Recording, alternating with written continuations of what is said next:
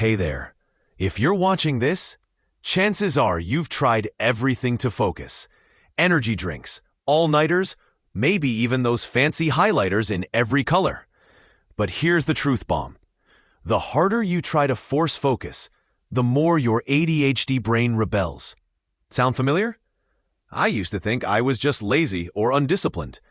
That was until I discovered these neuroscience-backed focus hacks that actually work with our ADHD wiring, not against it. And the best part? No prescriptions, no expensive programs, just simple tweaks to how you approach work and study. Today, I'm going to share with you 4 powerful techniques that have completely transformed my ability to focus. These aren't your typical just try harder tips. These are specifically designed for how ADHD brains actually function.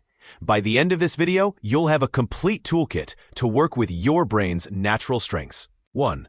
The active recall revolution. Let's start with the biggest study myth: rereading your notes equals learning. Here's why that doesn't work for ADHD brains. When you passively review material, your brain gives you this false sense of familiarity. Oh yeah, I've seen this before, it says. But when test time comes, blank stare. The science behind this is fascinating. Studies show that passive review creates recognition but not recall. It's like recognizing a face at a party but completely blanking on the name. For ADHD brains that already struggle with working memory, this is disastrous. Here's what works infinitely better. Active recall. Instead of rereading, you test yourself. Close the book and ask, what were the 3 main points from this chapter? This forces your brain to actually retrieve the information, strengthening those neural pathways. Pro tip, make it a game. Set a 2-minute timer and race to fill a blank page with everything you remember about a topic. The time pressure taps into our ADHD superpower of hyperfocus under urgency. 2. The ADHD Pomodoro method. Now let's talk about timing. The standard advice of just sit and study for hours is basically torture for ADHD brains. Here's why. Our prefrontal cortex, the focus CEO of our brain, has very limited battery life. Research shows that neurotypical people maxed out at about 25 to 30 minutes of real concentration. For ADHD brains, it's often much less. But here's the good news. We can work with this limitation using what I call the ADHD Pomodoro method. Here's how it works. 25 minutes of focus work, phone in another room, followed by a 5-minute movement break. Not a scroll on your phone break, an actual physical movement break. Walk around, do some jumping jacks, and dance to your favorite song. Why movement? Because exercise boosts dopamine, that magical neurotransmitter that ADHD brains are always craving. It's like hitting the reset button on your focus meter. 3. Sleep learning. This next tip sounds almost too good to be true. You can actually study while you sleep. No, this isn't science fiction. It's called sleep-dependent memory consolidation, and it's backed by solid research. Here's how it works.